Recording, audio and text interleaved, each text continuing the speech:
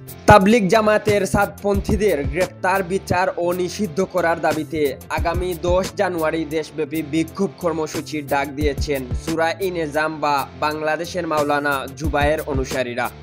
এসব দাবি মানা না হলে 25 জানুয়ারি দেশের সব পর্যায়ের প্রতিনিধিত্বশীল আলেমদের নিয়ে সম্মেলন করে পরবর্তী কর্মসূচি ঘোষণা করা হবে বলে জানিয়েছেন তারা।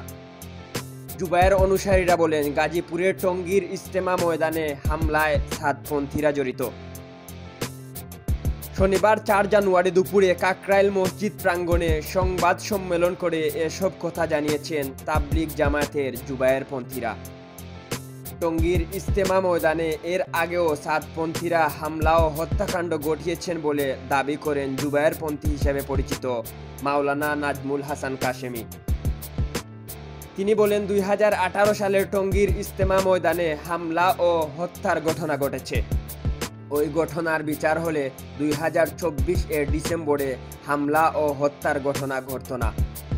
এবারও যদি হামলাকারীরা ছাড় পেয়ে যায় তবে ভবিষ্যতে আবারও এমন ঘটনা ঘটতে পারে।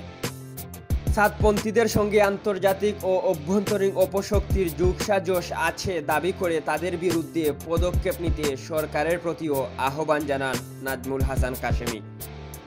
এম কে তুহিন, আধুনিক ডেস্ক।